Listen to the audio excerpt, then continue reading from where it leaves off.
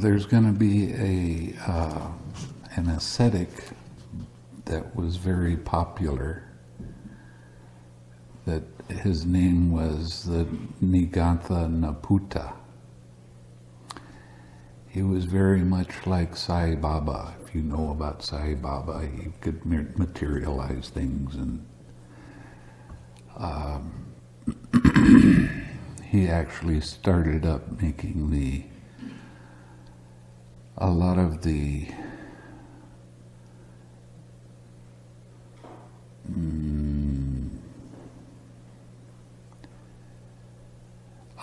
Hindu thinking. He made it very popular. So, thus have I heard on one occasion the Blessed One was living at Nalanda in Pavarika's mango grove.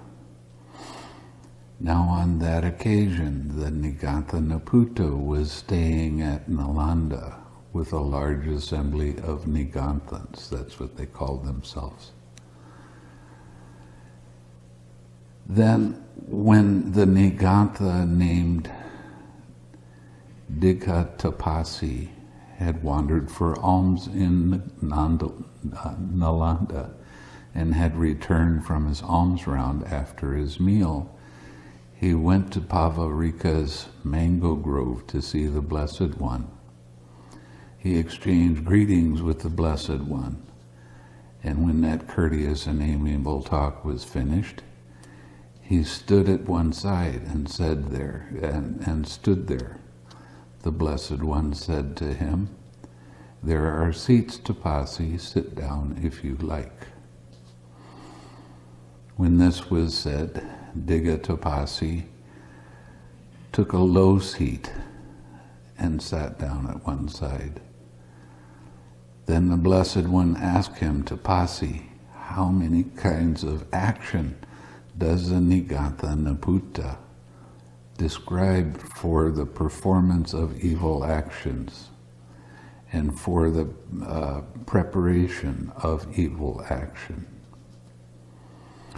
Friend Gautama, the Nigantha Naputta is not accustomed to use the description action. The Nigantha Naputta is accustomed to using the description rod.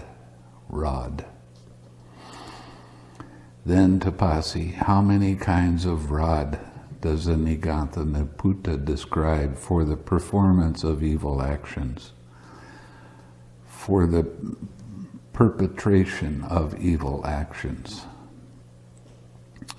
Friend Gautama, the Nigantha Naputta describes 3 kinds of rod for the performance of evil action, for the perpetration of evil action, that is, the bodily rod, the verbal rod, and the mental rod. How then, Tapasi, is the bodily rod one, the verbal rod one, another, and the mental rod still another? The bodily rod is one, friend Gautama, the verbal rod is another, and the mental rod is still another. Of these 3 kinds of rod, Tapasi, thus analyzed and distinguished, which kind of rod does a Nigantha Naputta describe the most reprehensible for the performance of evil action, for the perpetration of evil action? The bodily rod, the verbal rod, or the mental rod? Of these 3 kinds of rod, friend Gautama, thus analyzed and distinguished, the Nigantha Naputta describes the bodily rod as the most reprehensible for the performance of evil action and for the perpetration of evil action.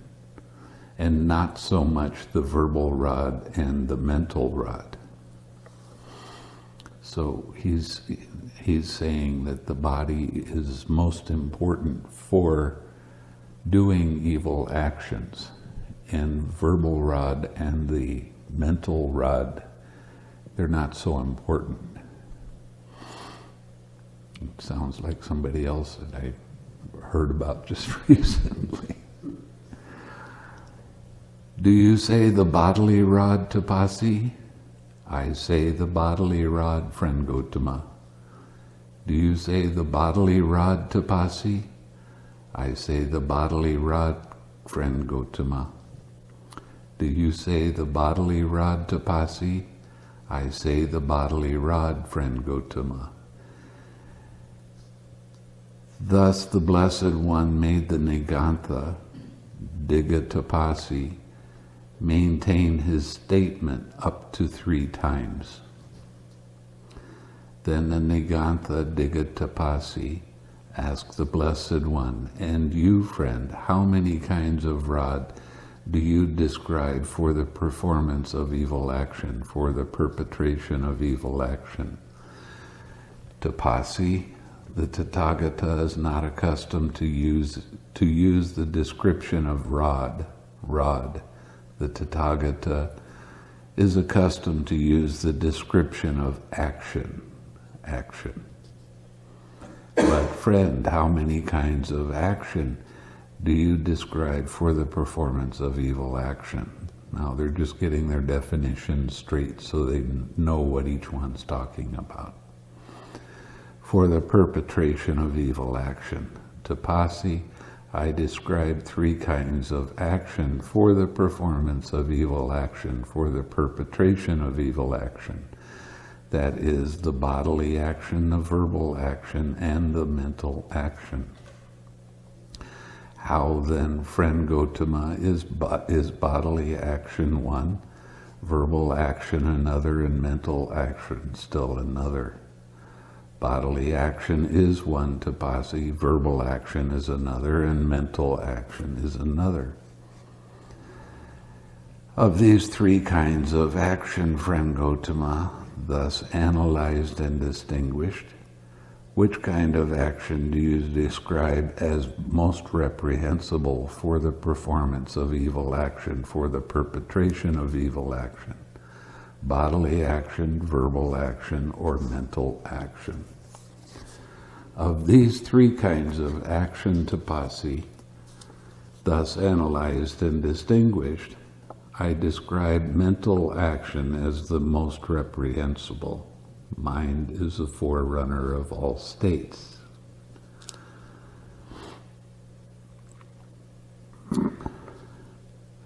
And not so much bodily action and verbal action. Do you say mental action, friend Gautama?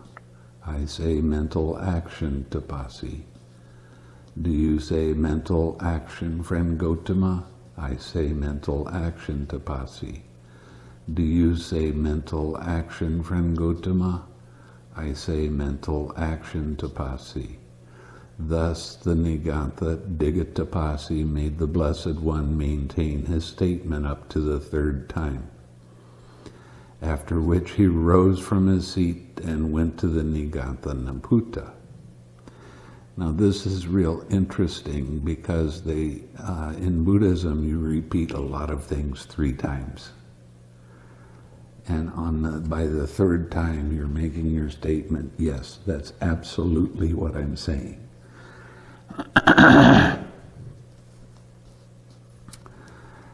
Now on that occasion, the Nigantha Naputa was seated together with a large assembly of laymen from Bakala headed by Upali.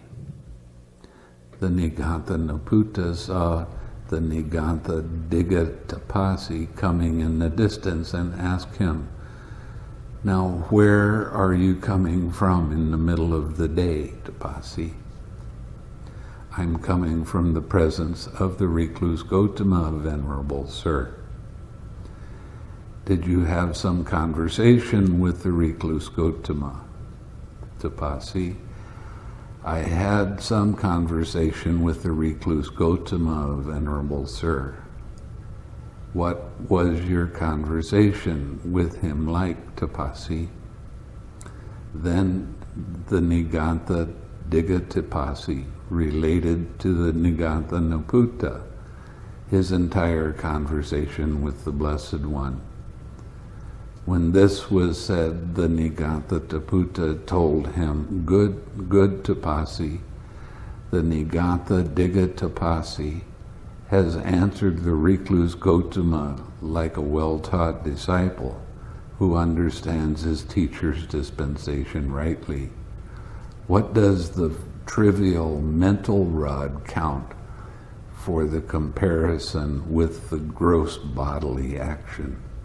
On the contrary, the bodily action is most reprehensible for its performance in evil action, for the perpetration of evil action, and not so much the verbal rod or the mental rod.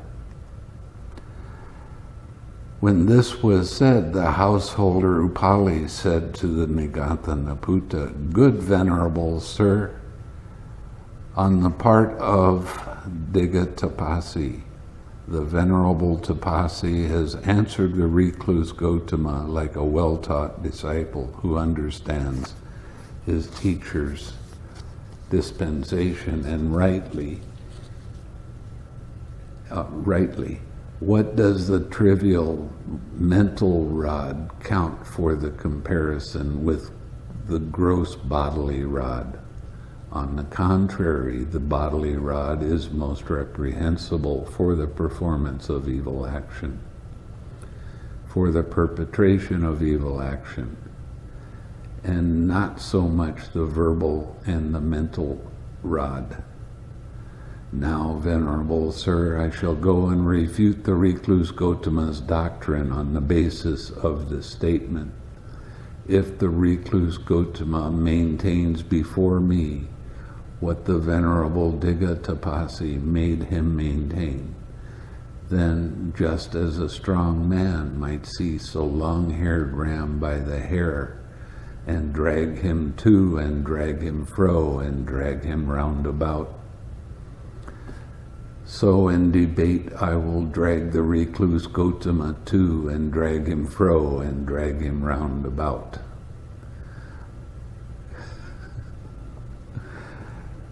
This sounds like somebody has an awful lot of confidence, doesn't it?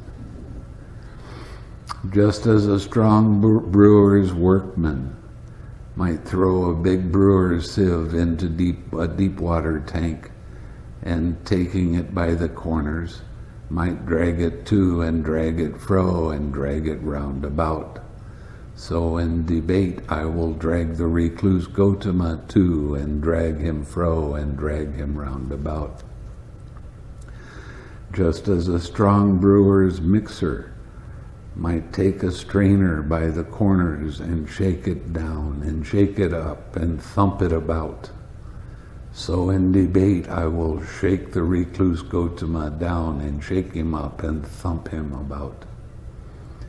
Just as a 60-year-old elephant might plunge into a deep pool and enjoy the game of hemp washing, so too I shall enjoy playing the game of hemp washing with the recluse Gautama.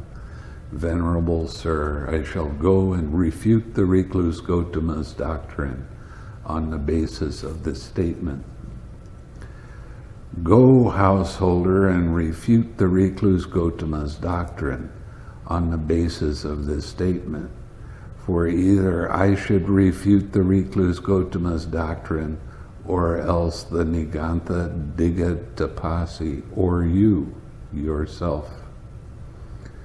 When this was said, the Nigantha Digha Tapasi said to the Nigantha Naputta, Venerable Sir, I do not agree that the householder Upali should try to refute the recluse Gautama's doctrine, for the recluse Gautama is a magician, and he knows a converting magic by which he he converts disciples of other sectarians.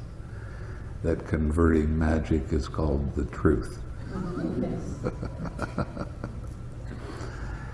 It is impossible, Tapasi. It cannot happen that the householder Upali should go over to discipleship under the recluse Gautama. But it is possible, it can happen that the recluse Gautama might come over to the discipleship under the householder Upali. Go, householder, refute the recluse Gautama's doctrine. For either I should refute the recluse Gautama's doctrine, or else the Nigantha Digha Tapasi, or you yourself. For a second time, and the third time, the Nigantha Digha Tapasi said to the Nigantha Nabhuta, Venerable Sir, I do not agree that the householder Upali should go try to refute the recluse Gautama's doctrine. See, when Tapasi went and talked to the Buddha, he just got very surface. What do you think about that? But they didn't go into any detail. He wouldn't listen to what the Buddha had in a way of explanation. He was just looking for some kind of difference to come back with. For the recluse Gautama is a magician and knows the converting magic by which he converts disciples of other sectarians. It is impossible, Tapasi, it cannot happen that the householder Upali should go over to the discipleship under the recluse Gautama. But it is possible, it can happen that the recluse Gautama might come over to the discipleship under the householder Upali.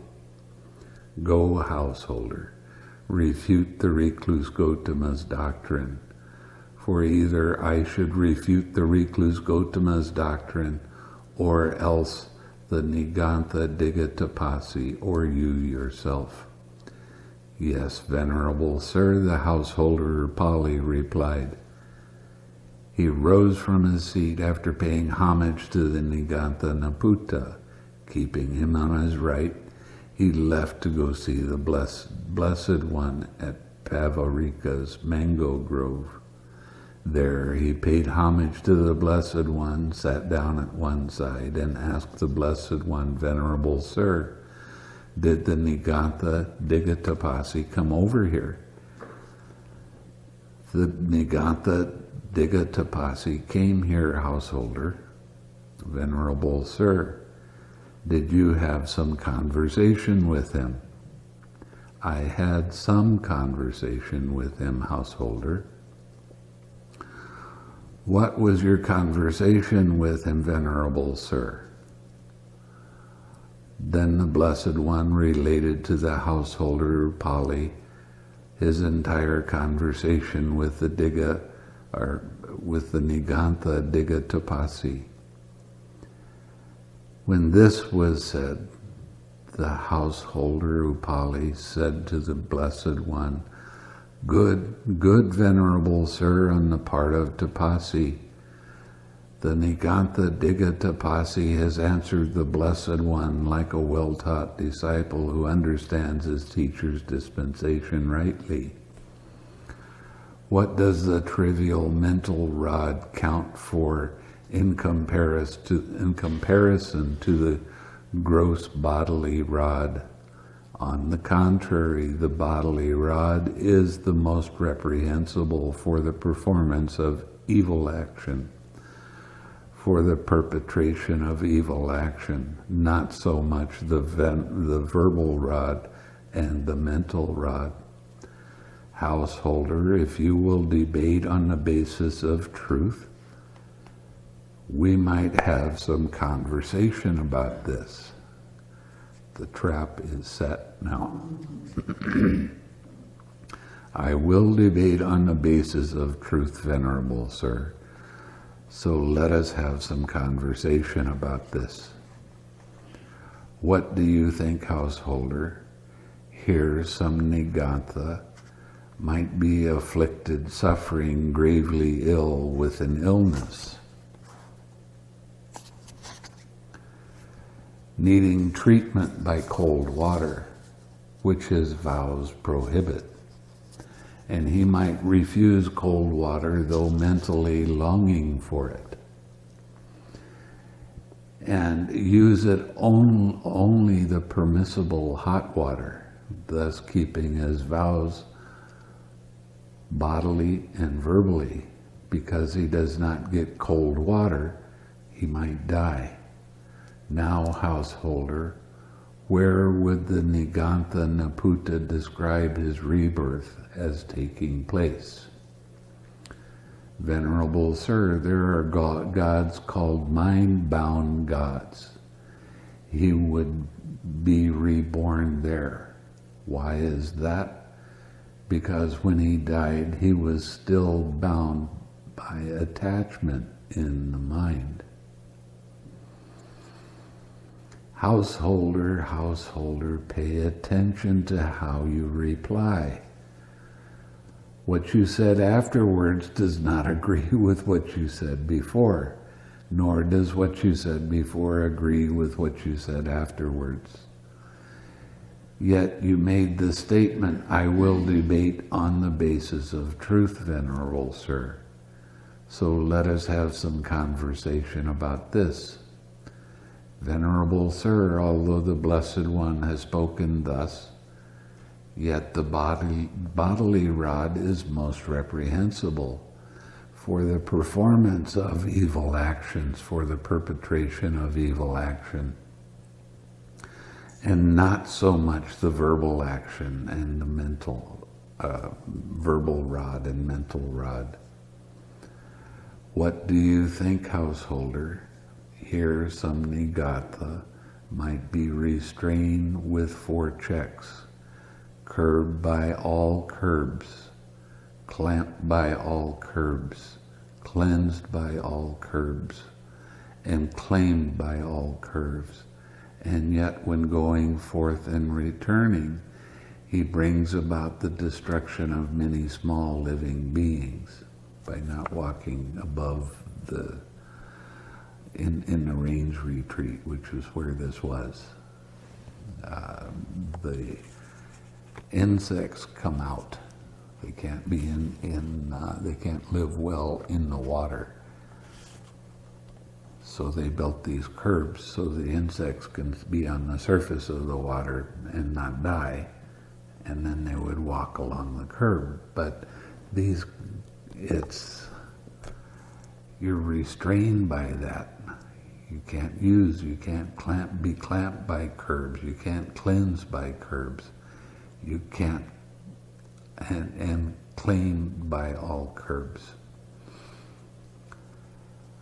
What result does the Nigantha Naputa describe for him? Venerable Sir, the Nigantha Naputa does not describe what is unintended as greatly reprehensible. So they were still walking off the curbs. They were killing beings, but not on purpose. They were killing just so that they could walk. In Asia, it is the land of ants. You can be walking along and being very mindful not to step on anything, and just as you put your foot down, an ant will run underneath your foot. Now, if you don't have the intention to kill that ant, then there is no wrongdoing. In order to kill, there has to be 5 things that occur. It has to be a living being, there has to be intention to kill it, there has to be a weapon, that's your foot, and using that weapon, and the being dies. Those are the 5 things that take place in killing. If there is no intention, there is no wrongdoing. And I've actually lost my balance trying not to step on an ant that was running underneath my foot when I saw it. still wound up stepping on it. Couldn't help it. But if one intends it, householder, then it is greatly reprehensible, venerable sir. So if you have intention to kill a living being, there is hatred in your mind at that time that causes restlessness to arise. So it turns out to be a great distraction if you're trying to purify your mind. But under which of the three rods does the Nigantha Niputa describe free will, householder, making a decision what you should do? Under the mental rod, venerable sir. Got caught again. Householder, pay attention to how you reply. What you said afterwards does not agree with what you said before, nor does what you said before agree with what you said afterwards. Yet you made this statement, I will debate on the basis of truth, venerable sir. Let us have some conversation about this. Venerable sir, although the Blessed One has spoken thus, yet the bodily rod is most reprehensible for the performance of evil action, for the perpetration of evil action, not so much the verbal rod and the mental rod. What do you think, householder, in this town of Nalanda, successful and prosperous, is a populace and crowded with people? Yes, venerable sir, it is. What do you think, householder? Suppose a man came here, brandishing a sword, and said thus, in one moment, in one instant, I will make all the living beings in this town of Nalanda into a mass of flesh, into one heap of flesh. What do you think, householder, would that man be able to do that? Venerable sir, 20, 30, 40, even 50 men could not be able to make all the living beings in this town of Nalanda into one mass of flesh, into one heap of flesh, in one moment or instance. So what does a single trivial man count for? What do you think, householder? Suppose a recluse or Brahmin came here possessed of supernormal power, and he had attained mastery of mind. He spoke thus, I will reduce the town of Nalanda to ashes in one mental act of hate. What do you think, householder, would that recluse or Brahmin be able to do that? Venerable sir, such a recluse or Brahmin possessed of supernormal power and attained to mastery of mind would be able to reduce 10, 20, 30, 40, even 50 Nalandas to ashes with one mental act of hate. So what does a single trivial Nalanda count for? Householder, pay attention to how you reply. What you said afterwards does not agree with what you said before, nor does what you said before agree with what you said afterwards. Yet you made this statement, I will debate on the basis of truth. So let us have some conversation about this. Venerable sir, although the Blessed One has spoken thus, yet the bodily rod is the most reprehensible for the performance of evil action, for the perpetration of evil action, not so much the verbal rod and the mental rod. He's being pretty stubborn by now. What do you think, householder? Have you heard how Dandaka, Kalinga, and a few other forests, how they became forests? Yes, Venerable Sir. As you heard it, how did it become forests? Venerable Sir, I heard that they became forests by means of a mental act of hatred on the part of the seers. Householder, pay attention. How do you reply? What you said afterward does not agree with what you said before, and what you said before does not agree with what you said afterwards. Yet you made this statement, I will debate on the basis of truth, Venerable Sir. So let us have some conversation about this. Venerable Sir, actually, I was satisfied and pleased with the Blessed One's first simile. Nevertheless, I thought I would oppose the Blessed One. Thus, since I desire to hear the Blessed One's varied solutions to the problem. Magnificent, Master Gotama, magnificent. The Blessed One has made the Dhamma clear in many ways, as though he were turning upright what had been overthrown, revealing what was hidden, showing the way to one who was lost, or holding up a lamp in the dark for those with eyesight to see forms. Venerable Sir, I go to the Blessed One for refuge. Now he's becoming a Buddhist. And to the Dhamma and to the Sangha of monks. Let the Blessed One remember me as a lay follower who has gone forth for refuge for life. Now, generally, when this kind of statement is made, because of the explanation that the Buddha gave, they became a Sotapanna, hearing their wrong views put right and understood it.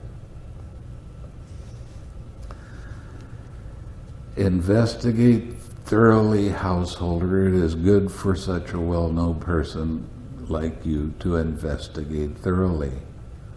Venerable Sir, I'm even more pleased and satisfied with the Blessed One for telling me that.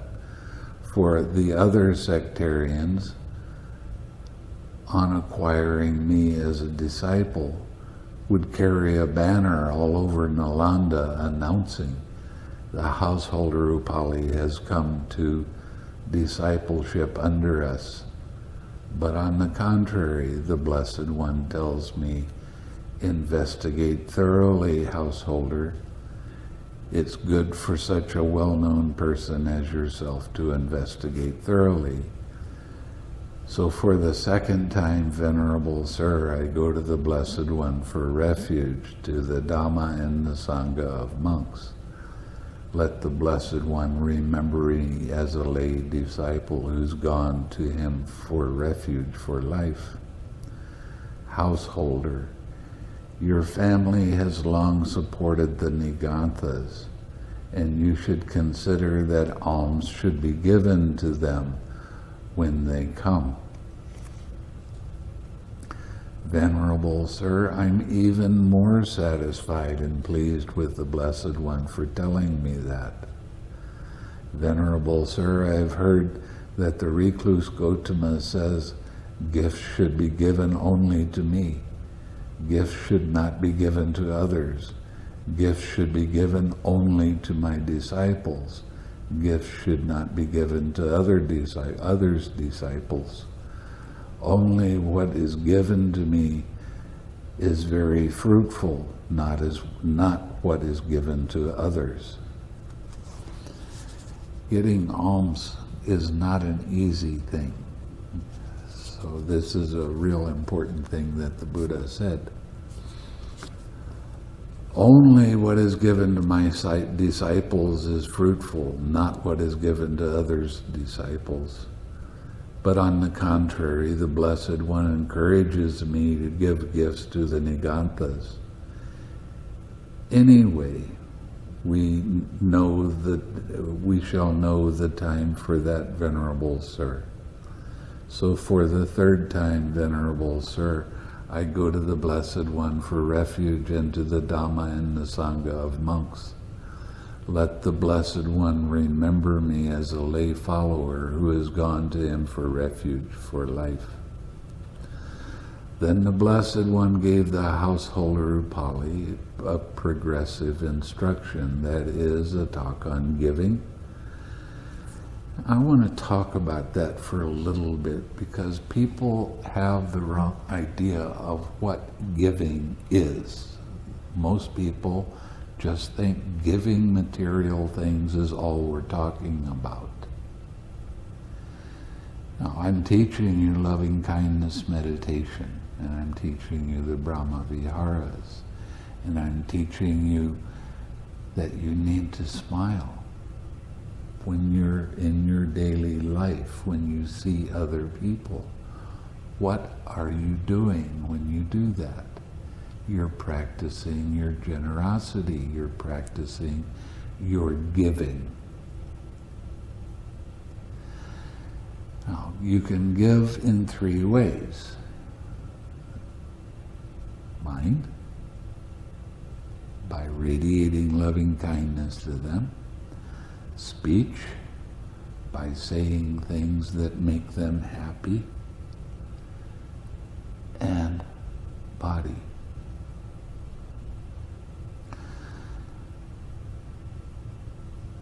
Giving food in particular is one of the best gifts that you can give. The Buddha said, if you saw the importance of sharing your food with other people, you would never eat alone. Now there's a way of giving too. You prepare your gift with a happy mind. While you're making the gift, if it happens to be material, you make it with a happy mind. After you've given it, then you reflect on what a good thing it was to do, to give to other people, especially food. You're born in a country that has great abundance. Why are you born here? Why weren't you born in Africa where people are starving to death? Or Asia? Because in the past you practiced giving food. So these kind of gifts will come back to you continually. In my life, I've seen it come back manyfold because I took great joy in, if I ran across a piece of fruit that was particularly good, I would cut it up and start giving it out to the people around me. And then they started noticing that any time I gave them a piece of fruit, it was particularly good. So I shared the best that I could in whatever way I could. It helps mind to be uplifted and happy. And the more you practice that, the more you make it a habit, you can be in very difficult situations where there's very little food around. I mean, I went to Burma. I went to a monastery for about 6 weeks in a really, really poor town. It's a village, actually. Every day I went out for alms round. They gave what they were going to eat that day. They put it in my bowl. That's really humbling to think about that. I always came back with enough food for 4 or 5 other monks. I had to carry an extra bag with me because they gave so much. Sometimes they would only put 1 peanut in my bowl. Sometimes they would have a couple of potato chips and they would put that in my bowl. I would start looking for those things and make sure that I ate those because I wanted them to have the highest merit. And one of the rules of the monks, which I really don't agree with, is when you get done eating, then you take whatever food is in your bowl and throw it on the ground. And I couldn't do that.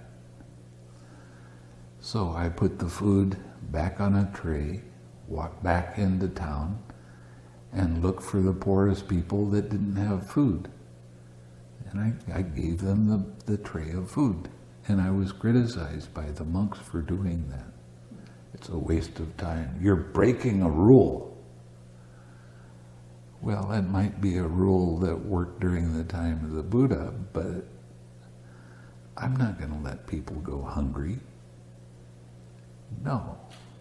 Now, if they gave me that food and that was the only food they had for the day, and I threw that food out, how am I going to feel? So, practicing your generosity as much as you can, and sharing your food as much as you can with other people comes back to you in wonderful ways. Now, why did that happen to me when I was a monk? Because I spent 2 years in a monastery taking care of monks. I offered them the food. I cooked their food. People would come in the evening and bring the food, and then I would prepare it the next day and cook it up. And I found out that there was 2 monks that were there all the time. I found out the kind of food they really liked. And I made sure they had some of that every day. One of them, it was a kind of candy bar. But I always made sure he had it. And it brought me great joy. When I was doing that, I was the only person that was taking care of the monks all the time. I washed their clothes, I cleaned the place, I made the place suitable, and did anything that was needed to make it comfortable for the monks. So when I became a monk, a new cabin would just be built. I'd come around, I'd be the first monk that was in that cabin. I was always in the best of everything. It comes back in many, many ways. So, practicing your generosity is not just physical things. And when you smile, in Indonesia, they say, oh, no, we can't smile when we go out doing our daily activities. Why not? Well, everybody will think that I'm crazy.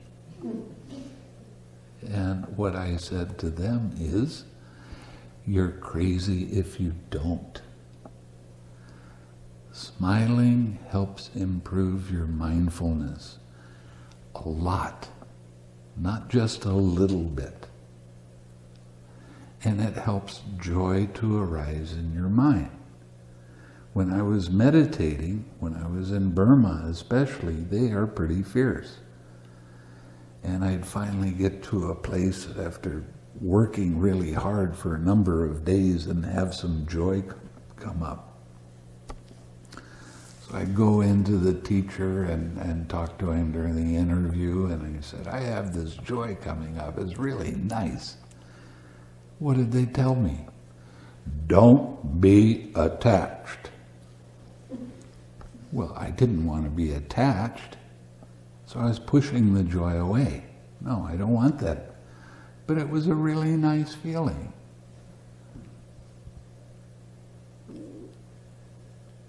Pleasant feeling, painful feeling. Same coin, different sides. Treat them in the same way. When joy arises, use the 6R. It doesn't make it's going to go away. Just like a painful feeling doesn't really go away the first time you use the 6Rs. But you lose the attachment to it. And that's what we're after. Now, going in some place like Walmart, where there's a lot of people, it's real easy to forget what you're doing and just go get what you needed to get and do what you needed to do. But people would come up to me smiling. They were complete strangers.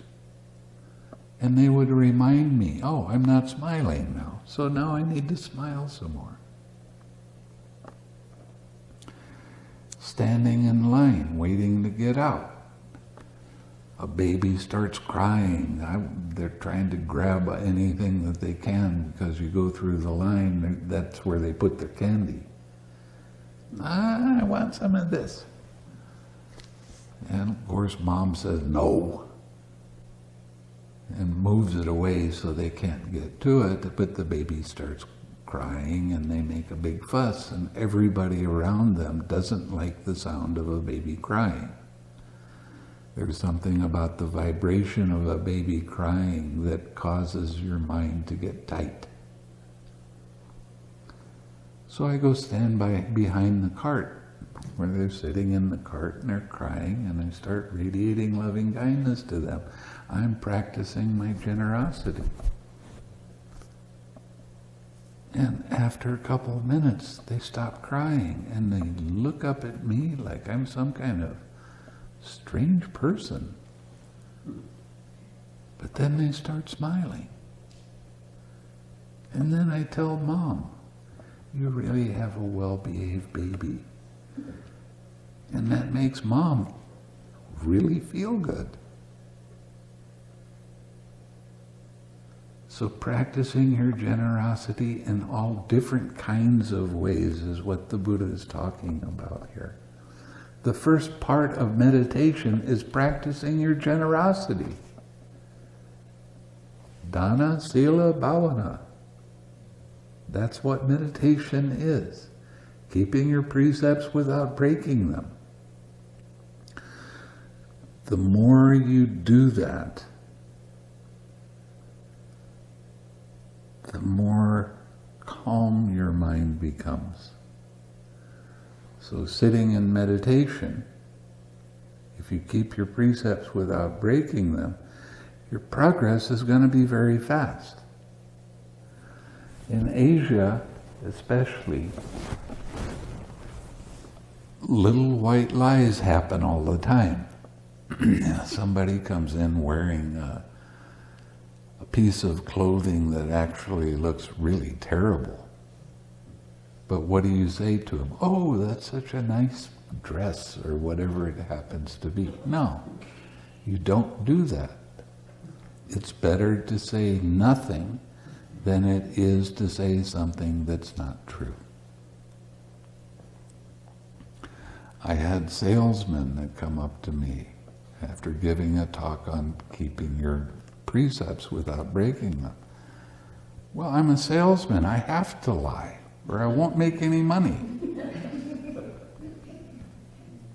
And I said, what kind of reputation do you have? Do people trust you? Well, not so much. Well, if you told the truth, don't you think they would start trusting you more? And you feel when you're around people that tell the truth all the time, you feel at ease around them. You don't feel like you're going to be deceived at all. You'll just start trusting what they say. Keeping the precepts is a kind of protection.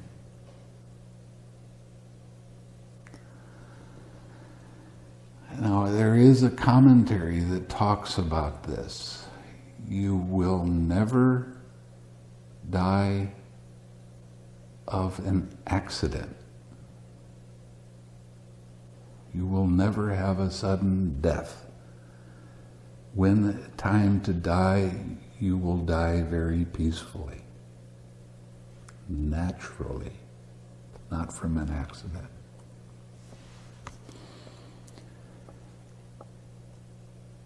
And they heard me talk about it so much because of how important it truly is, and they had to be convinced. Finally, this man picks up his hand and he said, okay, I really get the point of keeping the precepts. How long do I have to do that? And I said, well, we can start at 100 years and go up from there. Now, the advantage of coming and doing the practice of meditation, if you keep your precepts, you're not going to have as many distracting thoughts. Your mind will become very collected, and you will be able to have a lot of tranquility arise. I have students that have never done any meditation before. A couple years ago, one man came, he was in his 40s. He never had done any meditation in his whole life. Somebody talked him into coming for a retreat. He was a very virtuous person. He kept his precepts very closely his whole life. He said he couldn't remember when he broke a precept intentionally. His first sitting was 4 hours. Now think about that. How many people sit for 5 to 10 minutes without having a lot of pain and getting up and say, I can't do this? He sat for 4 hours. Of course, my jaw dropped when he said that. I wanted to smack him in the back of the head and say, nobody's supposed to do that. But his next sitting, his next day's interview, how long did you sit? 11.5 hours. Without moving? Oh no, I didn't move. I didn't have any pain come up. Well, that's impressive. The second day of a retreat, having never done any meditation, he got into the 4th jhana. The next day he came. This is 3 days. The 3rd day he came in. How long did you sit? 12 hours. What time did you start sitting? Oh, I got up at 1 o'clock. Are you tired? Oh no, I have a lot of energy. Wow. So I started talking to him about, did you experience this? Did you experience that? He went through all of the Brahma Viharas in 1 day. The next day he came in. How long did you sit? 12 hours. He became a Sotapanna with fruition by the 3rd day of the retreat. Holy cow. I mean, that's just, I'd never run across anybody like that. By the end of the 10-day retreat, I was starting to tell him, well, don't sit quite so long. I was telling him, you can sit for 4, 5, 6 hours, that's okay. Any longer than that, I'm starting to get concerned about your health from not getting enough rest. So he started backing off. And by the end of the retreat, he had become an anagami. 1 retreat, 10 days, that's it. He followed the directions, he heard them very clearly, he believed that that was right, and he proved it to himself. Now he can sit in the cessation of perception, feeling, and consciousness for as long as he wants. Last year, it was last December, he came and did another retreat with me, and his first sitting was 15 hours. Jeez. Then I got him to start sitting in on interviews, so he knew how to ask people questions and find out the information. But he was a very intelligent man. He went back to his family. He had, I think it was 2 teenage sons, late teens. And when he went home from the first retreat, he said to his son, he said, "You want to sit in meditation with me?" "Yeah, I'd like to do that." So he sat in meditation. When he got up, his son wasn't anywhere around. Why weren't you sitting?" He said, "You sat for 4 hours. I can't do that." That's the advantage of keeping the precepts without breaking them. When you break a precept, that little quiet voice in your mind says, "I shouldn't have done that." And that's the cause of hindrances arising. Now, of course, we've had a lot of lifetimes of breaking the hindrances, breaking the precepts, so we still have some hindrances arise. But his understanding and his awareness was so fast that he could 6R right as it first started to come up and just relax into it. Could he be an arahant? No. He stopped at anagami. He still had attachment to his family. To be an arahat means you have to give up all your attachments. And I have some students that come up and they say, "I don't want to be an arahat. I'm still in the family life." Okay, fine. That simple desire is the thing that's going to stop it from happening. So don't worry about it.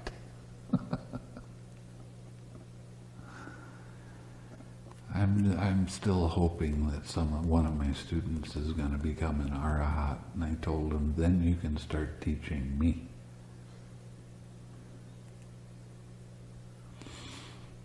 But it can happen at any time. Don't know when it's going to happen.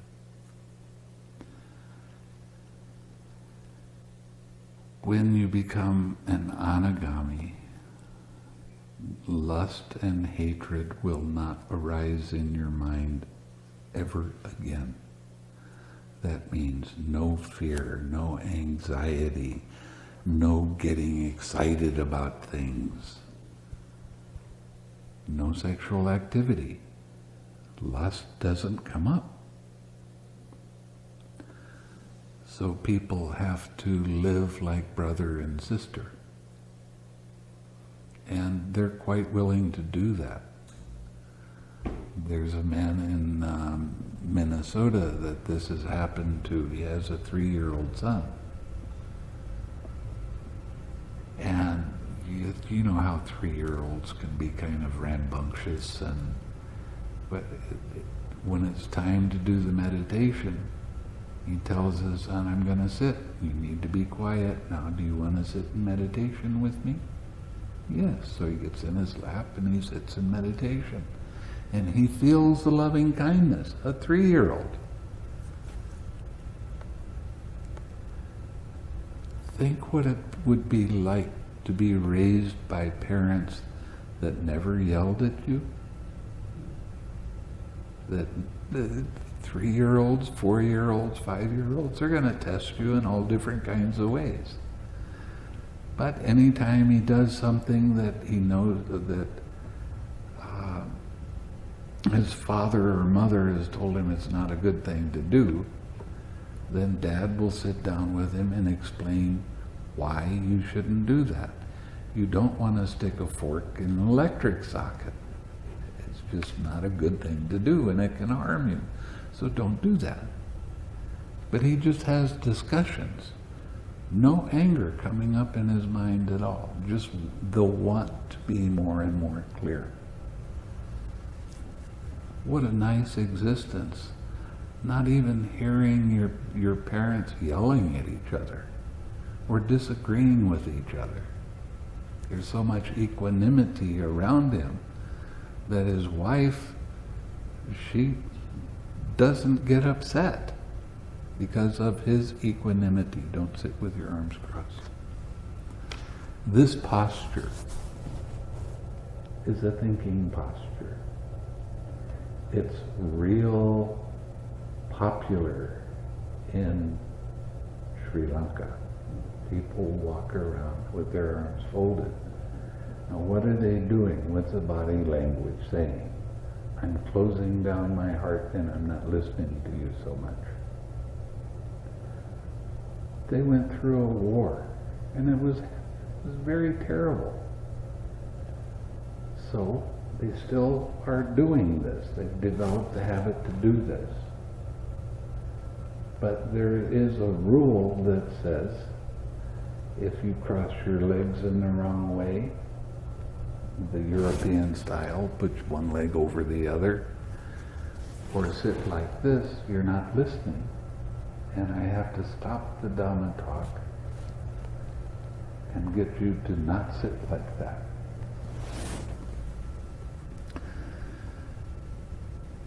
And some people would get up and leave. They preferred sitting like this, and they were bound and determined to sit like this. They didn't want to hear the Dhamma. Fine, you can do that. I don't care.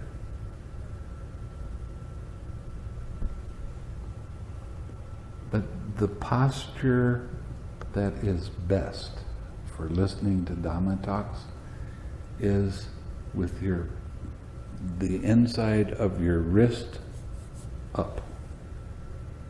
Yeah. You don't have to do anything special like this. Just when you see me moving around and saying this or that, I'm showing you my wrist. And the body language is saying, I'm telling you the truth. You can believe what I'm saying. But I don't want you to believe anything. I want you to test it and see for yourself.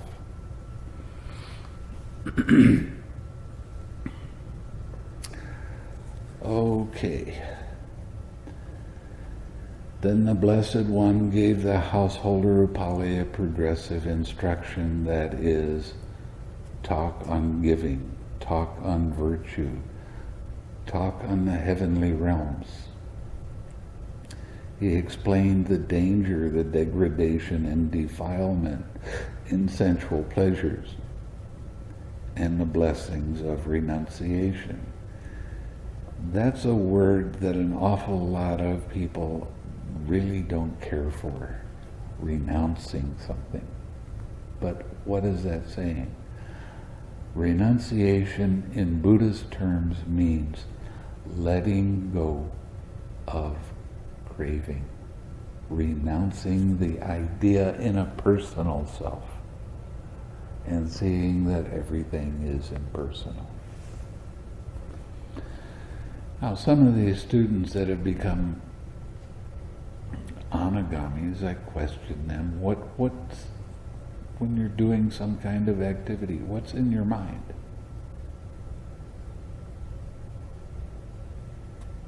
They generally will stop and say, well, there is loving kindness,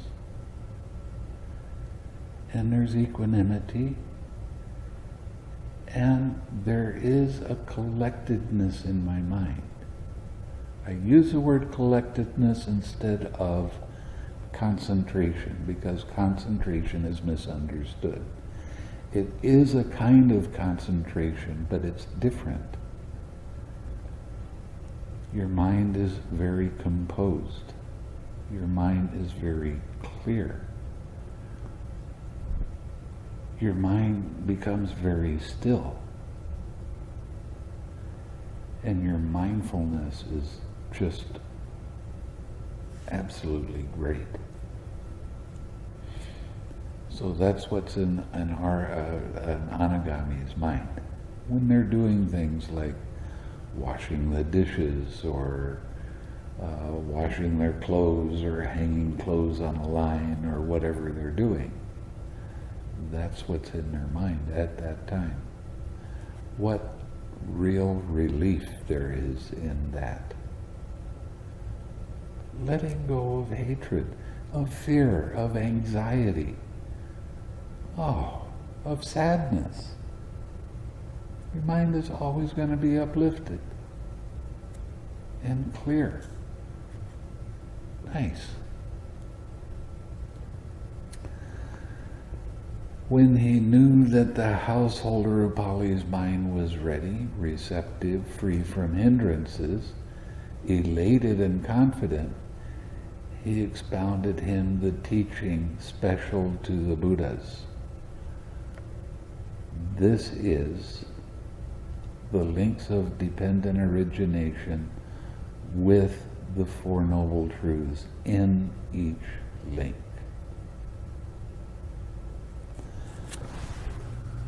Now, just to show you that I'm not kidding about this,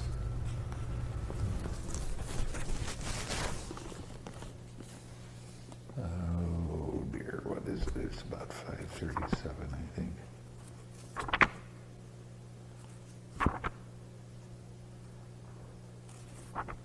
Oh, that went too far.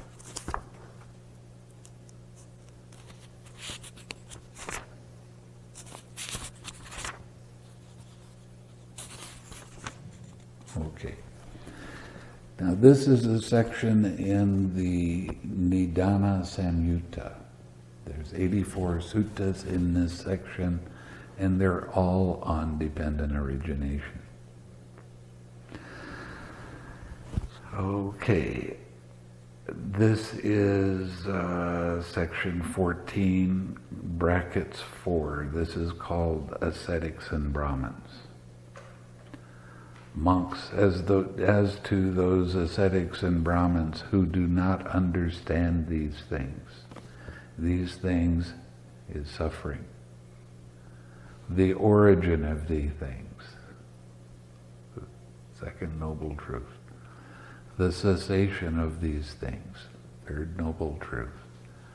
And the way leading to the cessation of these things, fourth noble truth. What are those things that they don't understand, whose origin they don't understand, whose cessation they don't understand, and the way leading to cessation they don't understand. They don't understand aging and death, dukkha, its origin, its cessation, and the way leading to its cessation. They don't understand birth, its origin, its cessation, and way leading to the cessation. And it goes through all of the links of dependent origination.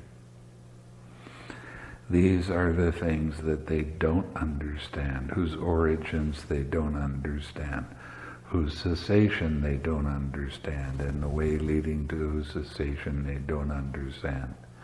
I do not consider to be ascetics among ascetics or Brahmins among Brahmins. And these venerable ones do not, by realizing for themselves with direct knowledge, in this very life enter and dwell in the goal of asceticism or the goal of Brahmanhood, Nibbana. Monks, as to those ascetics and Brahmins who understand these things, how the links actually work, the origin, the cessation, and way leading to the cessation. And this goes through all of the links of dependent origination again.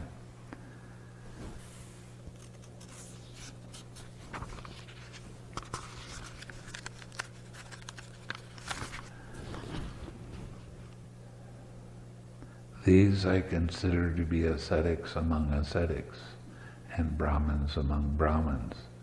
And these venerable ones, by realizing it for themselves with direct knowledge, in this very life enter and dwell in the goal of asceticism and the goal of Brahmanhood. You attain Nibbana by seeing the links of dependent origination and how it works. Now, the 6 R's. What happens right after you recognize there's a distraction? You let the distraction be without getting involved in the content of it, and relax. That relaxed step, right after that, you'll notice that there's no thoughts in your mind. There's clear,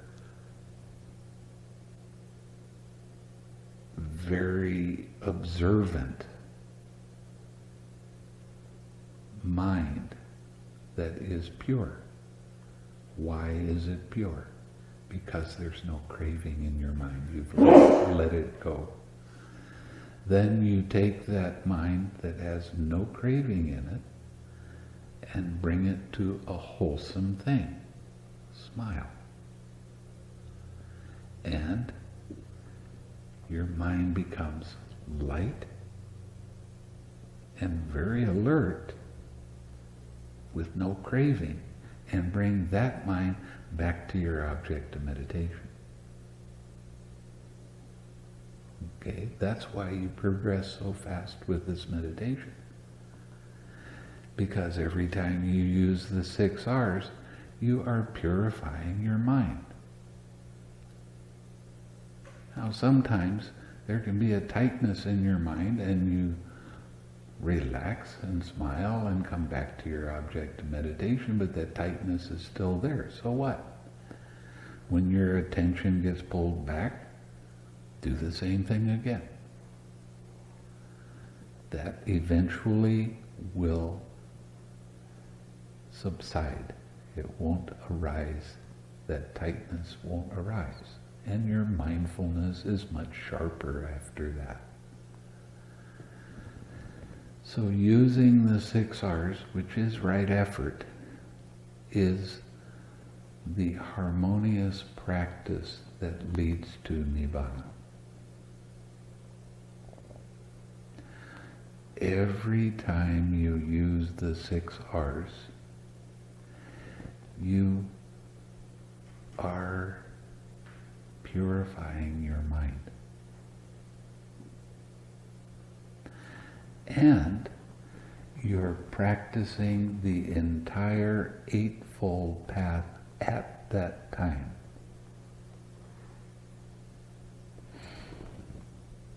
Pretty powerful stuff for something that's so simple. And how many people are really attached to not doing that relaxed step? And if you don't let go of the hindrance, well, let's explain it this way. When you're practicing one-pointed concentration, your mind is on your object of meditation, gets distracted. The hindrance is there. The instructions are to let go of the distraction and immediately come back to your object of meditation. What are you actually doing? You're bringing craving back to your object of meditation, which takes you off the path. The end results, and I'm not saying that one-pointed concentration is bad. All meditation is good if it's done correctly. But what's the end result? I look for the end result to be Nibbana. Practicing one-pointed concentration, your mind can become very peaceful and calm. I understand this. I have practiced it in the past. But you get attached to that peace and calm. The force of the concentration, when you get to a certain level of concentration, that force of the concentration suppresses the hindrances. So when you lose that concentration, you get back to your daily life, you get attacked by the hindrances, but you don't recognize them so easily. This one extra step of relaxing changes the entire meditation. I've had people that come and they say, well, I stare at a candle. I don't care what your object of meditation is. It's how you do the meditation. If you want to look at a candle, look at a candle. I don't care. But when there's a distraction, you have to use that relaxed step. People that do yoga, they get into their one-pointed concentration. When I'm in Indonesia, they like to do yoga. I have no problem with that. I tell them, okay, do your yoga, but you have to smile the whole time, and you have to relax any tightness in your head. Then they're on the right path. This attachment to doing mantras or chanting or whatever it happens to be, if there's no smile in it and there's no using the 6 R's when there's tightness arising, well, the end result is not going to be the same as when you use the 6 R's. So it's a real important thing to understand that there are jhanas in this practice. And jhanas are levels of understanding.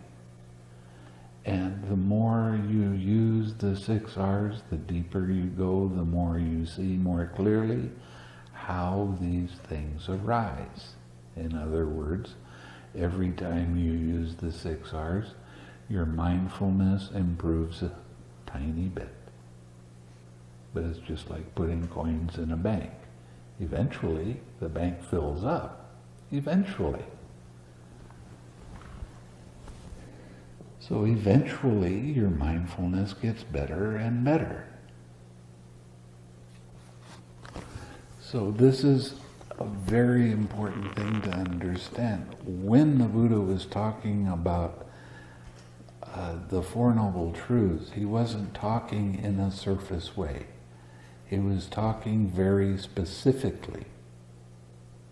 And that's why the definition that I gave you of mindfulness is so important. Remembering to observe how mind's attention moves.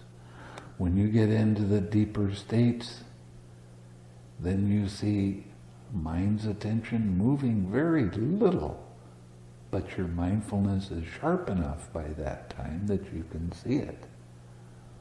And you can see what happens right before there's any movement or vibration.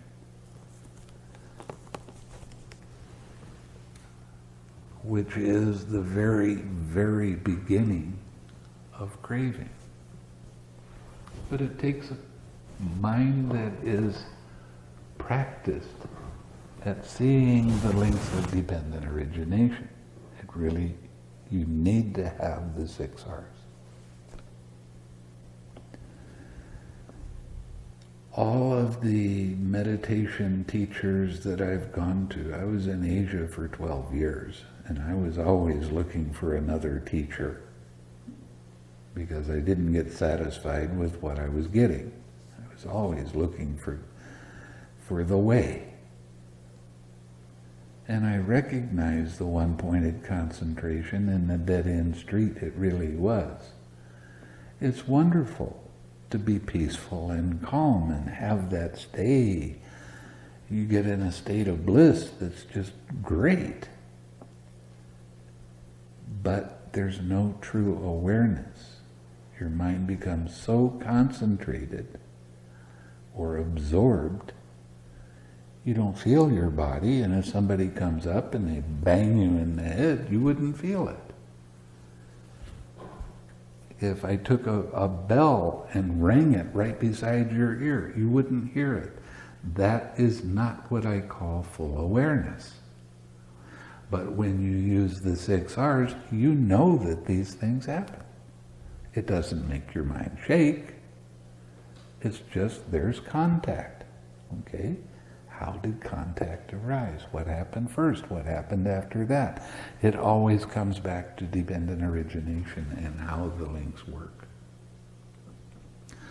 So this definition of mindfulness shows you how to go deeper into your practice. Some people stop at just seeing anicca, dukkha, anatta. Well, I did that for 20 years, and that's surface. The first time I came across this relaxed step and went and sat, I was considered by a lot of my teachers to be very advanced meditator. And when I started doing the relaxed step and remembering to do it more and more, I was doing loving kindness at the time, I went deeper, faster than I'd ever gone before, after being considered very successful.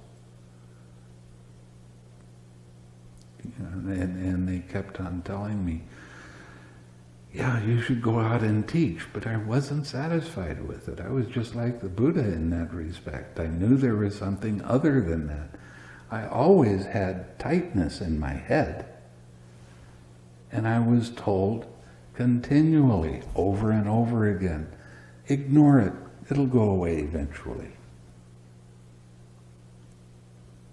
Don't wiggle.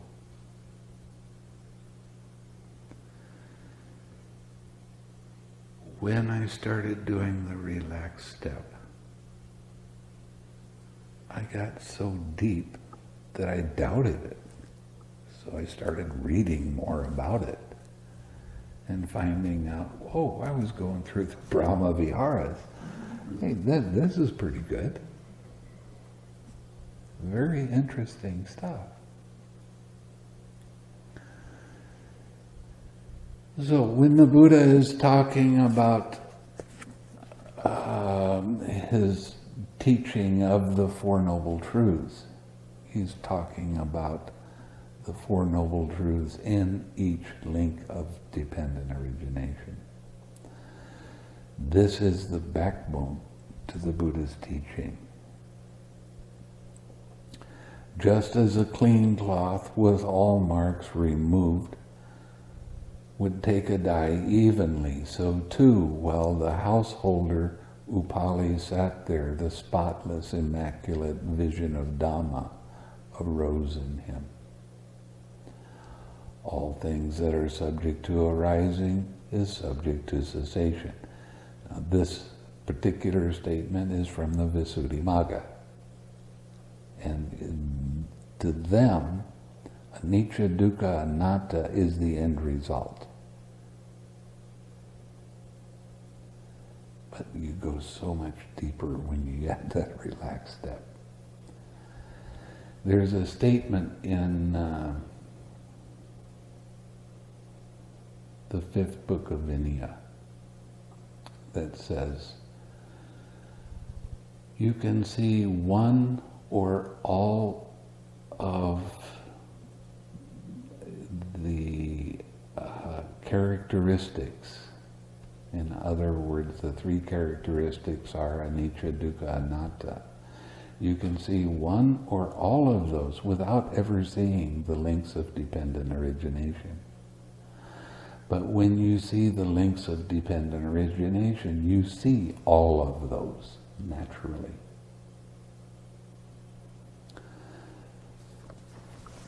So it's a real interesting phenomena that there is some resistance to teaching and looking at dependent origination.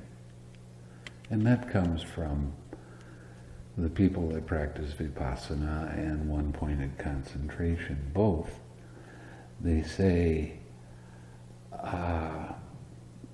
if you want to understand dependent origination, now this is from the Visuddhimagga, it says, it's like taking the entire oceans of the world and putting them on your head. It's so heavy. And I spent time at Mahasi Center where he had written a lot of books, and he wrote a book on dependent origination. And at the first part of the book he says, this is very, very deep and complicated. And he wrote it in a way that was very deep and complicated. But it's simple. As you use the 6 R's, you'll start seeing more and more. A feeling arises, then there's craving, then there's clinging, then there's habitual tendency. And as you 6R, if no feeling arises, if you 6R right at contact, no feeling arises. If there's no feeling, there's no craving. If there's no craving, there's no clinging. There's no mental proliferation. If there's no clinging, there's no habitual tendency that has the emotion in it. So you wind up having more and more balance of mind in a stressful situation. So seeing in this way, then the householder Upali saw the Dhamma, attained the Dhamma, understood the Dhamma, fathomed the Dhamma. He crossed beyond doubt. He did away with perplexity, gained intrepidity, and became independent of others in the teacher's dispensation. What does that actually mean? He taught himself how it worked. You are your own teacher. The Buddha came out and said this in another sutta. He said, I'm your guide. You're teaching yourself. I'm your guide. I'm just making sure that you stay on the path. Then he said to the Blessed One, now Venerable Sir, we must go. We are busy and have much to do. You may go, householder, at your own convenience. Then the householder Upali, having delighted and rejoiced in the Blessed One's words, rose from his seat after paying homage to him, keeping him on the right, and that means keeping his mind correct and mindful, that sort of thing. He left to return to his own house. There he addressed the doorkeeper. Good doorkeeper, from today on I close my door to the Niganthas and the Niganthis. And I open my door to the Blessed One's monks and bhikkhunis. men lay followers and women lay followers. If any Nigantha comes, then come tell me thus. Come tell them thus. Wait, venerable sirs, do not enter. From today on, the householder Upali has gone over to the discipleship under the recluse Gotama. He has closed his doors to the Nigantha and Niganthis, and he has opened to the Blessed Ones, monks, bhikkhunis, men lay followers, and women lay followers. Venerable Sir, if you need alms, wait here. They will bring it to you. Now, he was a very influential and wealthy man, and they were used to going in to his refectory and having all of the super good food out so they could take whatever they wanted and that sort of thing. So he's telling them, if you want food, we'll give you food, but it's not going to be the same way that it had been. Yes, Venerable Sir, the doorkeeper replied. Then the Nigantha Digatapasi heard the householder Upali has gone over to discipleship under the recluse Gotama. Then he went to the Nigantha Naputa and told him, Venerable Sir, I have heard thus. The householder Upali has gone over to the discipleship under the recluse Gotama. It is impossible to Pasi. It cannot happen that the householder Upali should go over to the discipleship under the recluse Gotama. But it is possible if it can happen that the recluse Gotama might come over to the discipleship under the householder Upali. A second and third time, the Nigantha Digatapasi told Nigantha Naputa, Venerable Sir, I have heard thus, the householder Upali has gone over to the discipleship.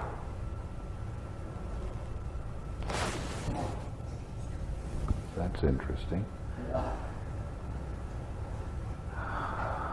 Under the recluse Gotama.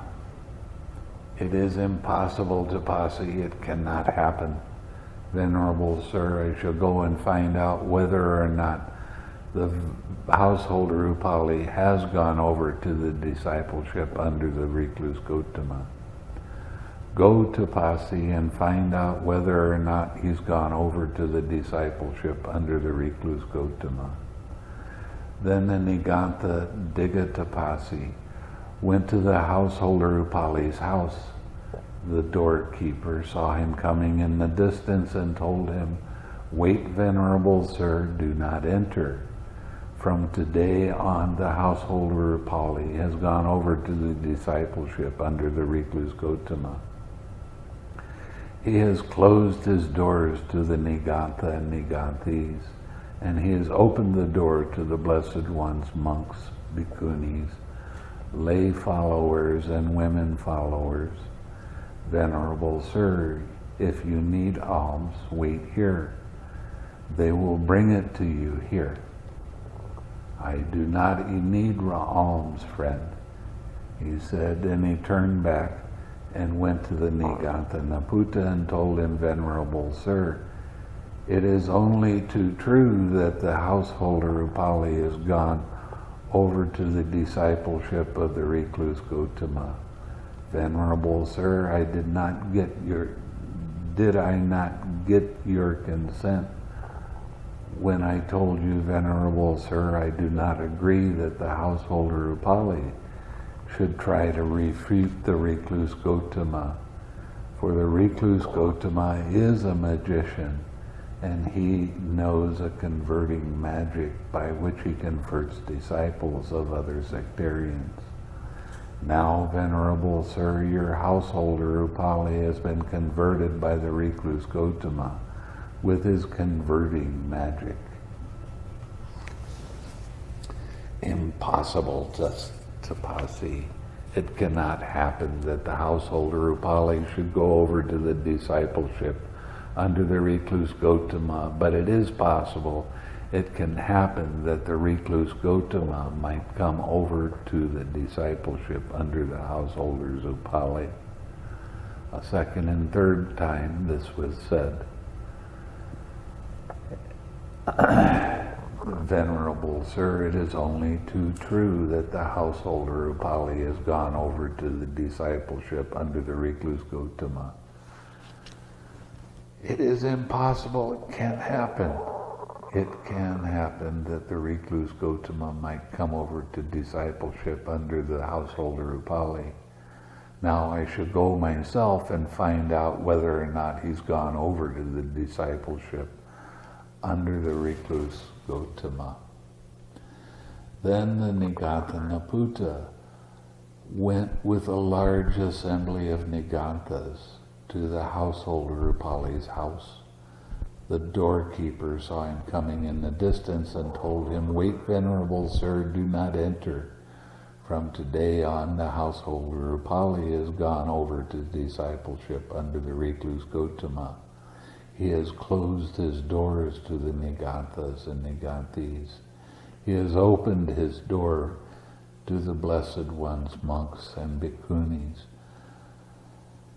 lay followers and men lay followers and women lay followers. Venerable Sir, if you need alms, wait here.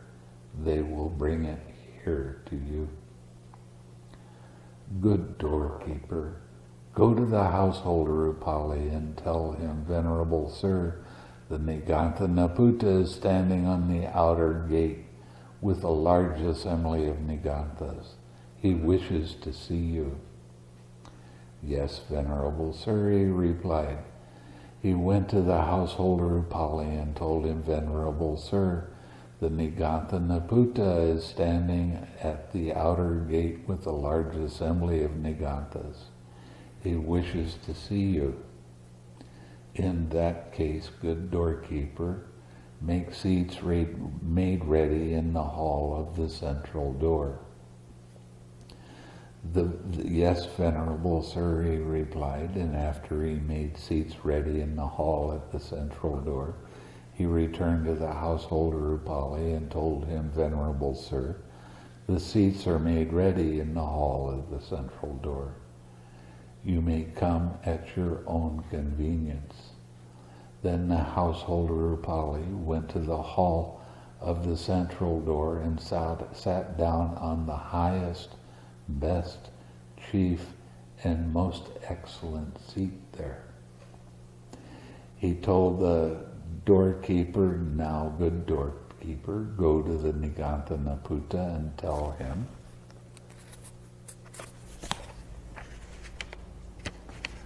I hate pages that stick together. Venerable Sir, the householder says, enter, Venerable Sir, if you wish.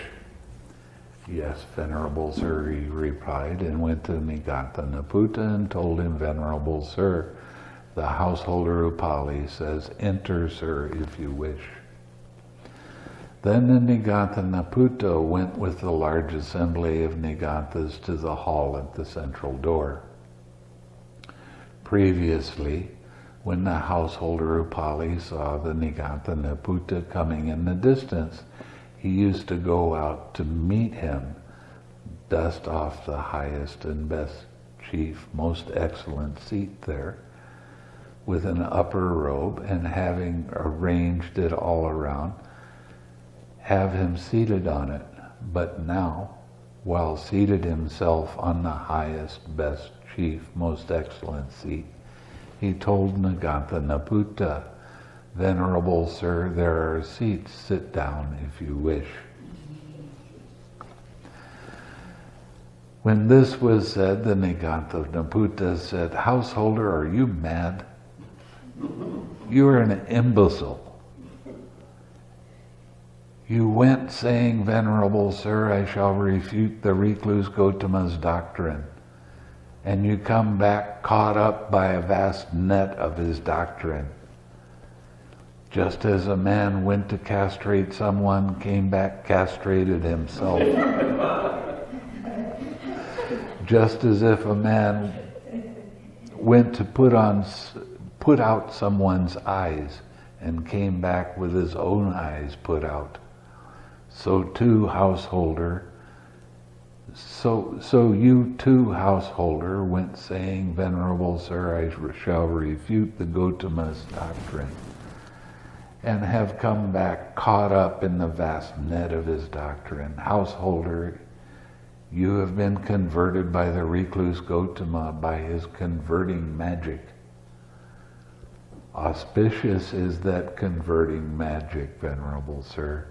Good is that converting magic, Venerable Sir. If my beloved kinsmen and relatives were to be converted by this conversion, it would lead to the welfare and happiness of my beloved kinsmen and relatives for a long time. If all nobles were to be converted by the conversion magic, it would lead to the welfare and happiness of the nobles for a long time. If all Brahmins, all merchants, all workers were to be converted by conversion magic, it would lead to their welfare and happiness for a long time. If the world with its gods, its maras and its brahmas, this generation with its recluses and brahmins, its princes and its people, were to be converted by conversion, it would lead to their happiness and welfare for a long time. As to this, Venerable Sir, I shall give you a simile. For some wise men here understand the meaning of a statement by simile. Venerable Sir, there was once a Brahmin, old and aged, burdened with years, and he had as a wife a young Brahmin girl who was pregnant and near confinement. Then she told him, Go, Brahmin, buy a young monkey in the market and bring it back to me as a playmate for my child.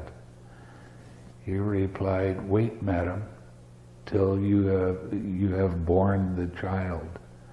If you bear a boy, I shall bring back from the market, go to the market and bring back a young male monkey. And if you bring it back to us as a playmate for the little boy. But if a girl, then go to the market, buy a young female monkey and bring it back to you as a playmate for your little girl. For the second time she made the same request and received the same answer. For the third time she made the same request. Then, since his mind was bound to her with love, he went to the market, brought a young male monkey, brought it back and told her, I have bought this young male monkey in the market and brought it back to you as a playmate for your child.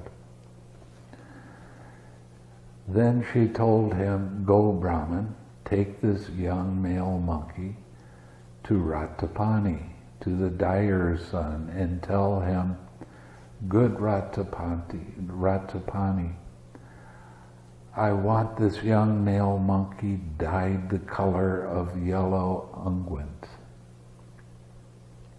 pounded and repounded, and smoothed out on both sides.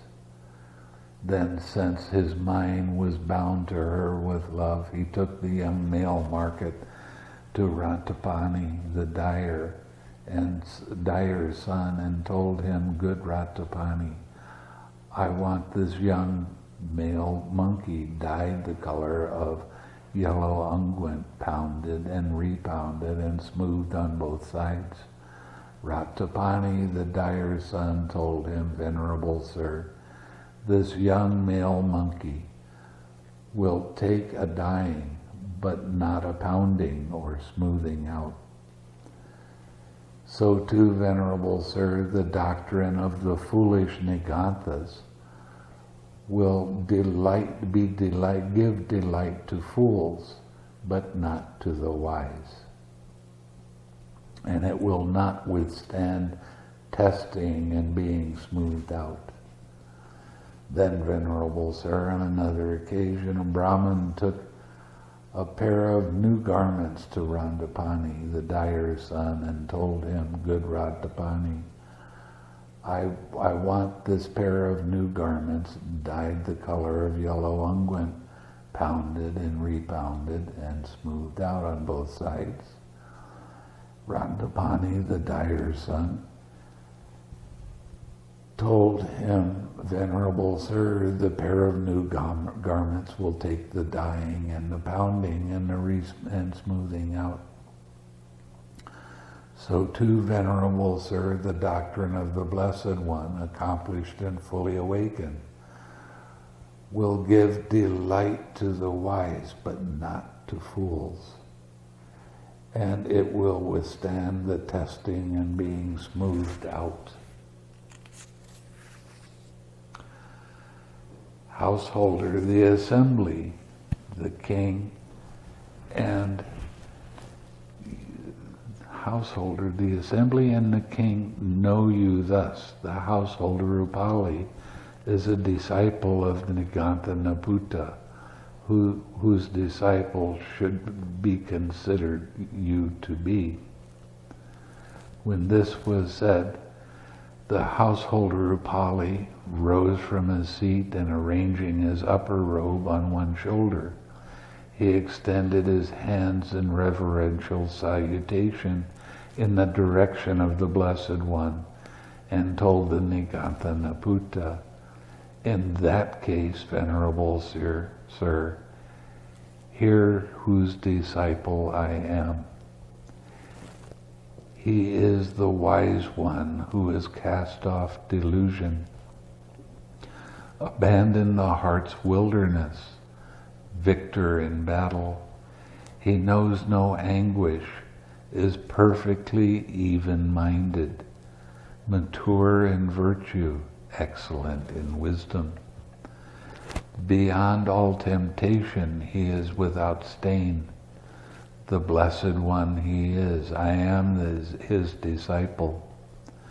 Free from perplexity, he abides contented, spurning worldly gains, a vessel of gladness, a human being who has done the recluse's duty, a man who bears his final body. He is utterly peerless and utterly spotless. The Blessed One is he, and I am his disciple. He is free from doubt and skillful, the discipler and excellent leader, or the discipliner and excellent leader, None can surpass his resplendent qualities. Without hesitation, he is the illuminator. Having severed conceit, he is the hero. The Blessed One he is, and I am his disciple. The leader of the herd, he cannot be measured. His depths are unfathomed, and he attained to the silence. Provider of safety, possessor of knowledge, he stands in the Dhamma, inwardly restrained. Having overcome all bondage, he is liberated. The Blessed One is he, and I am his disciple. The immaculate tusker, living in remoteness, with all fetters shattered, fully freed. Skilled in discussion, imbued with wisdom. His banner lowered, he no longer lusts. Having tamed himself, he no more proliferates. The Blessed One is he, and I am his disciple.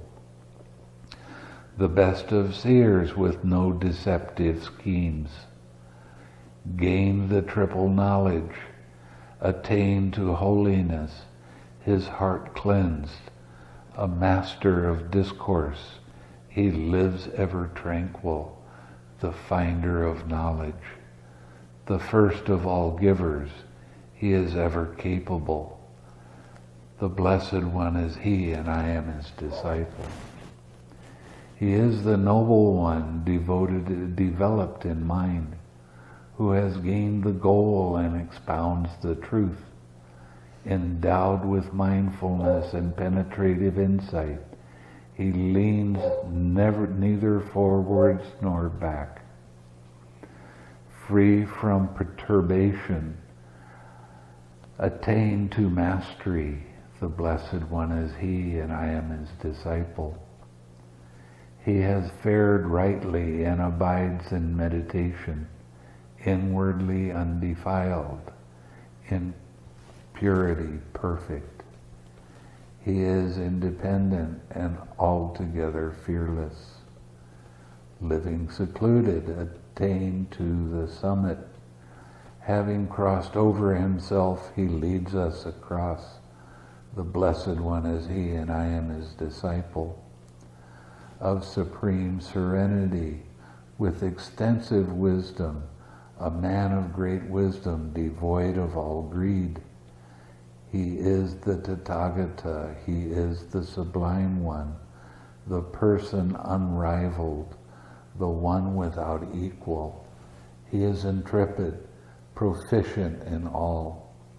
The Blessed One is he, and I am his disciple. He has severed craving and become the awakened one, cleared of all fumes, completely untainted, most worthy of gifts, most mighty of spirits, most perfect of persons beyond estimation, the greatest in grandeur, attained to the peak of glory. The Blessed One is he, and I am his disciple.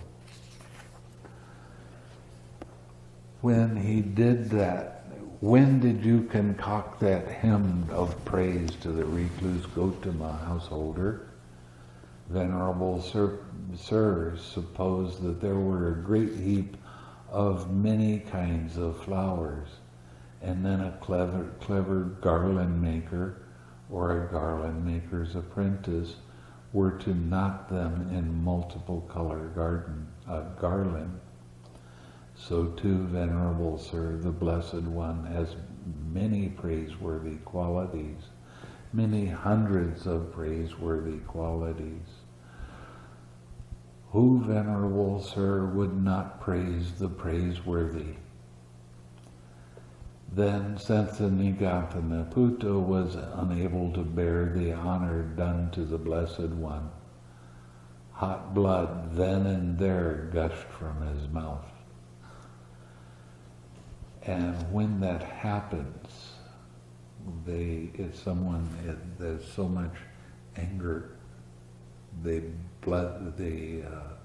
start bleeding in their stomach. They die within a week. And that was the demise of Nigatanaputa. So that's kind of an interesting sutta because it has a good story to it.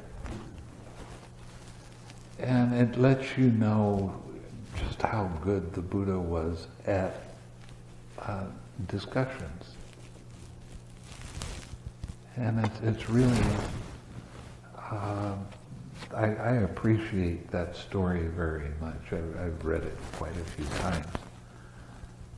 And I started thinking about the good qualities of the Buddha and how I lack so many of his qualities. It's just remarkable. But that doesn't mean that we don't always strive for them. Strive for them. And the more that you can 6R, the closer you get to the Buddha.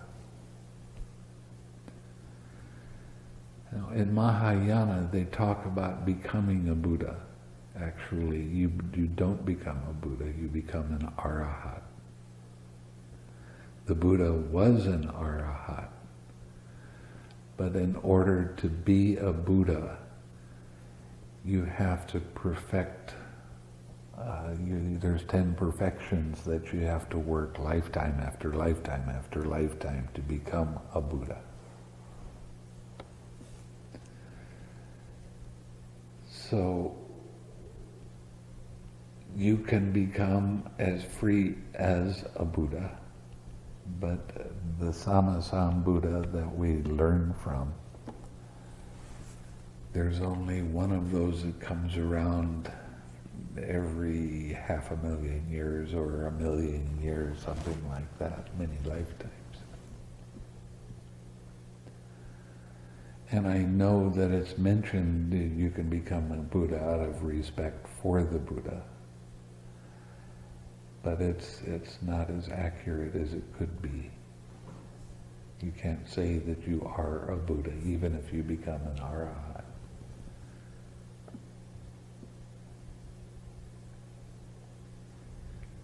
So, again, I've been talking for a long time.